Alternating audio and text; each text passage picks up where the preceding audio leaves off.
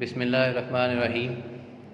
अस्सलाम वालेकुम dear students, I am your science teacher. तो जैसे कि बेटा आप लोगों ने अपने फर्स्ट 4 चैप्टर्स जो हैं वो स्कूल में पढ़ लिए थे साइंस के, तो आज हमारा पहला ऑनलाइन लेक्चर है। अपने इस पहले लेक्चर में हम चैप्टर नंबर 5 को स्टार्ट करेंगे। तो चैप्टर नंबर 5 में बेटा देखें केमिकल रिएक्शंस इस चैप्टर का नेम है। तो केमिकल रिएक्शंस को डिस्कस करने से पहले यहाँ पर थोड़ा सा इस चैप्टर का इंट्रोडक्शन है। केमिकल रिएक्शंस के बारे में जैसे आपको पता है कि जब भी कोई रिएक्शन होता है तो चेंजेस आती हैं। तो चेंजेस बेटा जो हैं, तब्दीलियाँ जो हैं वो दो तरह की हैं, फिज़िकल चेंज या फिर केमिकल चेंज। तो यहाँ पर हम दोनों चेंजेस को वन बाय वन स्टडी करेंगे। तो अब आप सेकंड लाइन से हम इसको स्टार्ट करेंगे बेटा। The substances such as hydrogen, oxygen etc. or the elements while water, carbon dioxide etc. or the compounds. It is our daily observation that water can be changed into ice. It can also be changed into steam. यहाँ पर बेटा ये बात बताई गई है कि जैसे आप लोगों ने देखा होगा, हम सब जानते हैं कि पानी जो है, पानी को हम सॉलिड फॉर्म में भी कन्वर्ट कर सकते हैं और पानी को हम गैस की शक्ल में भी कन्वर्ट कर सकते हैं। अगर सॉलिड फॉर्म में कन्वर्ट करना है पानी को, तो लेट सपोज कि हम वाटर को कन्वर्ट करते हैं आइस में, यानी बर्फ़ में। पानी से जब हम बर्फ़ जमाते हैं तो बर्फ़ जो है वो सॉलिड है, जबकि वाटर लिक्विड है। यानी अब हमने कन्वर्ट कर दिया, चेंज किया हमने लिक्विड को सॉलिड में, यानी वाटर को आइस में।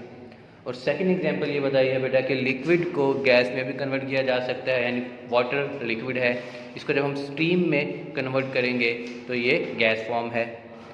अच्छा, अब हम इसको आइस में कन्वर्ट करें या फिर हम इसको स्टीम में कन्वर्ट करें, दोनों ही कंडीशंस के अंदर पानी का जो फार्मूला है वो सेम रहेगा, वाटर H2O ही रहेगा। यानी उसकी केमिकल कंपोजिशन के अंदर कोई चेंज नहीं आएगा, उसकी केमिकल प्रॉपर्टीज़ भी तब्दील नहीं होंगी। तो इस तरह का जो चेंज है, ऐसी जो तब्दीली है, इसको हम कहेंगे फ़िज़िकल चेंज।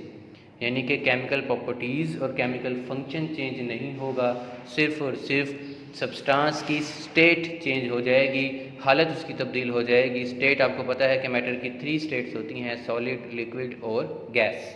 तो यहाँ पर हमने देखा कि हमने लिक्विड को सॉलिड स्टेट में भी कन्वर्ट किया, गैस स्टेट में भी कन्वर्ट किया, लेकिन उसकी केमिकल कंपोजिशन, उसका फार्मूला और उसकी जो केमिकल प्रॉपर्टीज़ थी वो तब्दील नहीं हुई। So that's why this change is called physical change. Next question है बेटा, व्हाट इज़ केमिकल चेंज। तो केमिकल चेंज जो है वो इससे थोड़ा सा डिफरेंट है। लाइक हम यहाँ से शुरू करते हैं। When we pass electricity through acidified water, it changes into hydrogen and oxygen, which are entirely different substances with different chemical composition and chemical properties. यानी जब हम वाटर को ब्रेक करें, आयोनाइज करें, यानी उसको ब्रेक कर दें, उसको कन्वर्ट कर दें उसके इंडिविजुअल एटम्स में, यानी जिससे मिलकर वो बना है। अब पानी का अगर हम फार्मूला देखें H2O, तो पानी के अंदर 2 डिफरेंट एटम्स हमें देखने को मिलेंगे, एक हाइड्रोजन, ठीक है, और दूसरा एटम हमारे पास है ऑक्सीजन। यानी टोटल 3 एटम्स हैं, 2 एटम्स हाइड्रोजन के हैं और एक एटम ऑक्सीजन का है। तो जब हम इसको कन्वर्ट करेंगे इसके एटम्स में, तो हमें हाइड्रोजन और ऑक्सीजन मिलेगी। जब हम इसके अंदर से इलेक्ट्रिसिटी को या करंट को पास करेंगे तो ये अपने इंडिविजुअल एटम्स के अंदर ब्रेक हो जाएगा। अब हाइड्रोजन और ऑक्सीजन, इन दोनों की केमिकल कंपोजिशन और केमिकल प्रॉपर्टीज़ जो हैं वो वाटर से टोटली डिफरेंट हैं। तो ऐसी जो तब्दीली है, ऐसा जो चेंज है, इसको हम कहेंगे केमिकल चेंज। इसके अंदर क्योंकि केमिकल प्रॉपर्टीज़ और केमिकल कंपोजिशन जो है वो चेंज हो गई हैं। तो ये दोनों क्वेश्चंस बेटा आपने याद भी करने हैं और आपने अपनी नोटबुक में इनको राइट भी करना है। What is physical change, give example. What is chemical change, give example. I hope कि ये दोनों क्वेश्चंस बेटा आपको समझ आ गए होंगे। अब हम मूव करेंगे अपने नेक्स्ट टॉपिक की तरफ, जो है केमिकल रिएक्शंस। अब केमिकल रिएक्शंस में बेटा देखें कि केमिकल रिएक्शंस में क्या बताया गया है। We deal with the large number of chemical reactions in our daily life. During these reactions atoms present in different substances rearrange themselves to form new substances. यानी जितने भी रिएक्शंस होते हैं उसमें 2 या 2 से ज़्यादा एटम्स रिएक्ट कर रहे होते हैं और फिर वो तब्दील हो जाते हैं किसी नई चीज़ के अंदर, नई प्रोडक्ट के अंदर। Burning of coal and natural gas in air are well known examples of chemical reactions. यानी केमिकल रिएक्शन की मिसाल दी गई है कि जैसे कोयला हम उसको जलाते हैं, बर्न करते हैं, तो आपको पता है कि कोयले को जलाने के बाद जो उसकी राख बचती है, जो ऐश रह जाती है पीछे, वो उसकी बिल्कुल इंटायरली डिफरेंट फॉर्म है, यानी बिल्कुल डिफरेंट होता है वो कोयले से। केमिकली कोल इज़ कार्बन, जो केमिकल कंपोजिशन है उस लिहाज से कोयला जो है वो कार्बन का बना होता है। It exist in solid state, ये सॉलिड फॉर्म में होता है और इसका कलर जो है बेटा वो ब्लैक होता है। जब हम इसको बर्न करेंगे हवा में, जब हम इसको बर्न कर देंगे, इसकी बर्निंग करेंगे, तो इस केमिकल रिएक्शन के अंदर जो है वो कार्बन, एयर के अंदर क्योंकि ऑक्सीजन होती है, तो ये कार्बन जो है वो ऑक्सीजन के साथ रिएक्शन करेगी और इससे कार्बन डाइऑक्साइड बन जाएगी। कार्बन डाइऑक्साइड जो है बेटा ये गैस है, जबकि कोयला जो था वो सॉलिड था। तो कार्बन डाइऑक्साइड जो है ये कलरलेस गैस है और कोयला जो था उसका कलर ब्लैक था। इसी तरह से इसकी केमिकल कंपोजिशन और केमिकल प्रॉपर्टीज़ जो हैं वो डिफरेंट हैं, तो हम कहेंगे ये केमिकल चेंज की एग्जांपल है या फिर ये एक केमिकल रिएक्शन है। नीचे देखें बेटा, आपको यहाँ पर केमिकल रिएक्शन दिखाया गया है। कार्बन, इसका रिएक्शन हो रहा है ऑक्सीजन के साथ, ये बर्निंग रिएक्शन है, और कार्बन और ऑक्सीजन के रिएक्शन के बाद कार्बन डाइऑक्साइड बनती है, जो कि बिल्कुल टोटली डिफरेंट है। कार्बन के आगे बेटा एस लिखा हुआ है, इसका मतलब है सॉलिड स्टेट। ऑक्सीजन के आगे जी लिखा हुआ है ब्रैकेट में, इसका मतलब है गैसियस स्टेट। फिर आगे कार्बन डाइऑक्साइड के आगे जी लिखा हुआ है, इसका मतलब है गैसियस स्टेट। अब बेटा नेक्स्ट दो डेफिनेशंस आपने तैयार करनी है, एक रिएक्टेंट की और दूसरी है प्रोडक्ट। रिएक्शन के अंदर जो सब्सटेंसेस रिएक्ट कर रहे होते हैं बेटा, उन्हें रिएक्टेंट कहा जाता है। Substances which take part in a chemical reaction are called reactants. और जो न्यू सब्सटेंस बनता है, those which are formed as a result of reaction, उन सब्सटेंसेस को कहते हैं प्रोडक्ट्स। तो आपने ये दोनों क्वेश्चंस बेटा याद भी करने हैं और राइट भी करने हैं। क्वेश्चन आएगा व्हाट इज़ रिएक्टेंट, इसकी डेफिनेशन लिखेंगे। फिर क्वेश्चन आएगा व्हाट आर प्रोडक्ट्स, फिर प्रोडक्ट की डेफिनेशन लिखेंगे। आई होप कि ये दोनों टॉपिक आपको अच्छी तरह से समझ आ गए होंगे। अब नेक्स्ट टॉपिक हम अपनी नेक्स्ट वीडियो में डिस्कस करेंगे। थैंक यू वेरी मच बेटा, अल्लाह हाफिज़, स्टे ब्लेस्ड।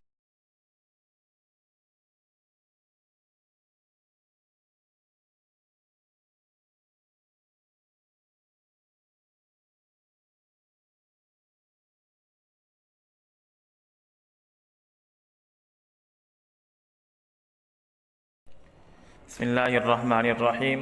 अस्सलामु अलैकुम वरहमतुल्लाहि वबरकातुहू। अज़ीज़ तलबा कराम, उम्मीद है आप सब खैरियत से होंगे। आज हम उर्दू का सबक नंबर 4 शुरू करते हैं, जिसका उन्वान है पाकिस्तान के चंद अहम तहवार। तहवार कहते हैं खुशी का दिन। तो आइए सबक का मुताला शुरू करते हैं। इंसानों के रहन सहन और ज़िंदगी बसर करने के आदाब और अतवार उसकी तहज़ीब व सक़ाफ़त की तश्कील करते हैं। रहन सहन तर्ज़ ज़िंदगी, आदाब अदब की जमा है, अतवार तौर की जमा है, तहज़ीब रहने के उसूल, सक़ाफ़त रहन सहन, तश्कील शक्ल देना।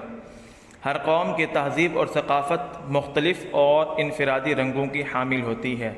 इनफ़रादी अलग अलग, उन्हीं रंगों के बाइस उस कौम की शनाख्त होती है।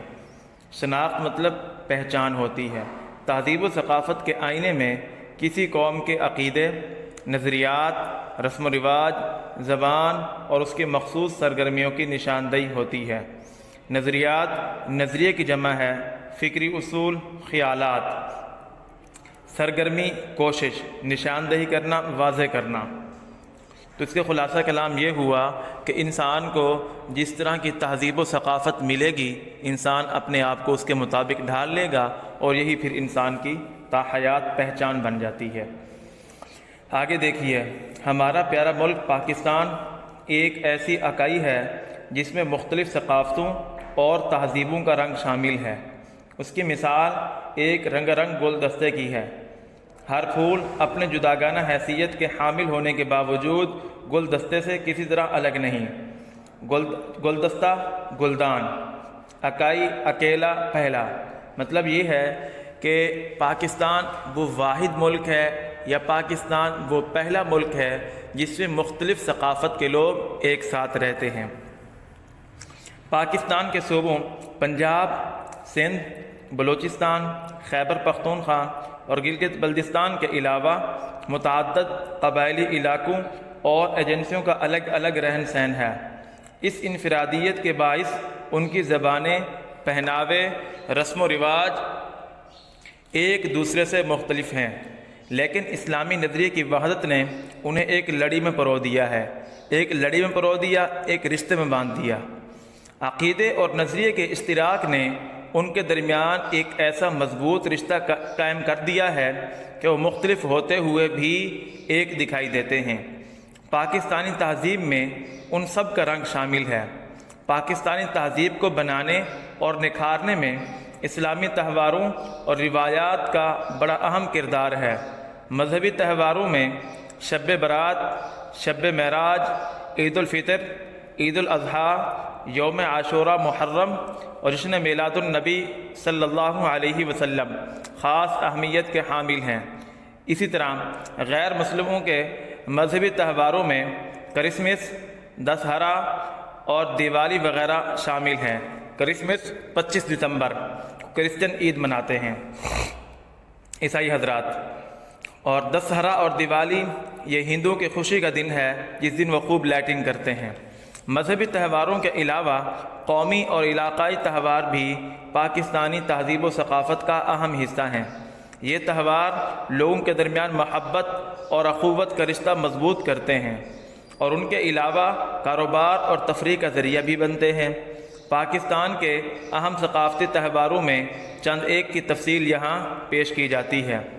नंबर 1, लोक वर्षा का मेला। पाकिस्तानी तहज़ीब और सक़ाफ़त के फ़रोग़ और तहफ़्फ़ुज़ के लिए इस्लामाबाद में लोक वर्षा का कौमी इदारा कायम किया गया है। उस इदारे के ज़ेर एहतमाम हर साल अक्टूबर के पहले हफ्ते में लोक वर्षा का मेला मुनाक़िद किया जाता है। ये मेला एक हफ्ता जारी रहता है। इस मेले में रंगारंग तक़रीबात का एहतमाम किया जाता है। पाकिस्तान के मुख्तलिफ़ सूबों की दस्तकारियों और घरेलू सनातों की नुमाइश होती है। दस्तकारियों, हाथ से चीज़ को बनाना, जो चीज़ें हाथ से बनाई जाती हैं, जिससे हर सूबे की तहज़ीब व सक़ाफ़त को जानने का मौका मिलता है। मुख्तलिफ़ स्टॉल लगते हैं जिसमें पूरे पाकिस्तान से लोग अपने हाथों से तैयार की हुई मुख्तलिफ़ चीज़ें नुमाइश के लिए रखते हैं। इस मेले ने आलमी सतह पर बहुत शोहरत हासिल कर ली है और अब तो 20 से ज़्यादा ममालिक के दस्तकार इसमें शिरकत करते हैं। बिलाशुबा इस मेले की वजह से पाकिस्तानी सक़ाफ़त और तहज़ीब को आलमी सतह पर मकबूलियत हासिल हो रही है और पाकिस्तान के मुख्तलिफ़ सूबों के अफराद के दरमियान भी इश्तिराक अमल बढ़ रहा है। दर हकीकत ये मेला पाकिस्तान के सक़ाफ़त के मुख्तलिफ़ रंगों को उजागर करने में अहम किरदार अदा कर रहा है। बिस्मिल्लाहिर्रहमानिर्रहीम।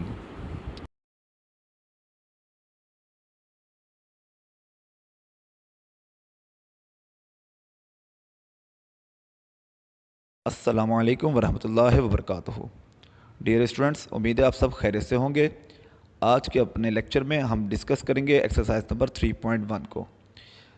3.1 एक्सरसाइज में हमने मेथड सीखने हैं कि how to convert the octal system, binary system and base 5 system into decimal system. तो आपको स्क्रीन पर क्वेश्चन नज़र आ रहा है। अल्लाह ताला हमें समझने की तौफीक अता फरमाए। क्वेश्चन नंबर 1 में convert the following into decimal system. Decimal system को असास 10 का निज़ाम कहा जाता है। हम बाकी असासी निज़ामों को किस तरह असास 10 के निज़ाम में चेंज करते हैं उसके बारे में आपको स्क्रीन पर क्वेश्चंस नज़र आ रहे हैं। पार्ट नंबर 1 आपके ज़िम्मेदार काम में शामिल होगा। पार्ट नंबर 2 ये मैं आपको समझाना स्टार्ट करता हूँ। देखिए बेटा, इसमें सॉल्व नज़र आए 2044 बेस 5। आपके किसी भी क्वेश्चन में जिसकी कोई बेस होती है उसको उसकी बेस के साथ हर डिजिट को मल्टीप्लाई कर दिया जाता है। जैसे 2 × 5 प्लस 0 × 5 प्लस 4 × 5 प्लस 4 × 5। अब राइट साइड की तरफ से हमने 5 के ऊपर पावर देनी शुरू करनी है, यानी उसके हमने बताना है कि उसका कौन सा दर्जा है। जैसे राइट साइड से स्टार्ट करेंगे तो 0, 1, 2 और 3। इसी तरह बेटा आगे चलते हैं तो हम देखते हैं कि 5 की अगले स्टेप में हमारे पास है 2 × 125। ये 125 कैसे आया? 5 की पावर 3 का मतलब होता है 5 3 टाइम प्रोडक्ट हो रहा है, यानी 5 × 5 is equal to 25, 25 × 5 is equal to 120, plus 0 × 5 की power square is equal to 25 के इक्वल होता है, प्लस 4 × 1 5 की पावर 1 इज इक्वल टू 5 होता है। इसी तरह से प्लस 4 × 5 की पावर 0 इज इक्वल टू 1 की इक्वल होती है। अब बेटा हमने इनको मल्टीप्लाई किया 125 को 2 से मल्टीप्लाई 250 हो जाएगा, ठीक है। और इसी तरह से हमने 25 को 0 से मल्टीप्लाई करें तो 0 हो जाता है, 4 को 5 से मल्टीप्लाई करें तो 20 आता है, और प्लस का 4 को 1 से मल्टीप्लाई करें तो 4 आता है। हमने इस सब को सम अप किया तो हमारे पास जवाब आ गया 274। इसी तरह से हमारे पास पार्ट नंबर 3 है। आप देख रहे हैं स्क्रीन के ऊपर कि आपको हर पार्ट को हमने 2 से प्रोडक्ट कर दिया है। 1 मल्टीप्लाई 2 की पावर 6 प्लस 1 मल्टीप्लाई 2 की पावर 5 प्लस 0 मल्टीप्लाई 2 की पावर 4 प्लस 1 मल्टीप्लाई 2 की पावर 3 प्लस 1 मल्टीप्लाई 2 की पावर 2 प्लस 1 मल्टीप्लाई 2 का पावर 1 प्लस 0 मल्टीप्लाई 2 की पावर 0। इस तरह 2 की पावर 6 इज इक्वल टू 64 होते तो आपको अगले स्टेप में नज़र आ रहा है कि 1 मल्टीप्लाई 64 प्लस 1 मल्टीप्लाई 2 की power 5 is equal to 32 plus 0 multiply 2 की power 4 is equal to 16 plus 1 multiply 2 की power 3 is equal to 8 plus 1 multiply 2 की power 2 is equal to 4 plus 1 multiply 2 की power 1 is equal to 2 plus 0 multiply किसी भी power कोई भी रकम की जो पावर 0 होती है वो इज इक्वल टू 1 के इक्वल होती है, तो 0 मल्टीप्लाई 1 हो गया। अब 64 को 1 से मल्टीप्लाई करें तो 64 प्लस 32 1 द 32 प्लस 16 को जब 0 से प्रोडक्ट किया तो 0, 8 1 the 8 plus 4 1 the 4 plus 2 1 the 2 plus 0 1 the 0। तो इसी तरह इनको हमने सम अप किया, सब कुछ जमा किया तो जवाब 110 आ गया। इसी तरह बेटा हमारे पास पार्ट नंबर 4 है। पार्ट नंबर 4 में आप देखें, मुशाहिदा करें तो आपको स्क्रीन पर नज़र आ रहा है 7016 इंटू 8, उसकी बेस जो है वो 8 है।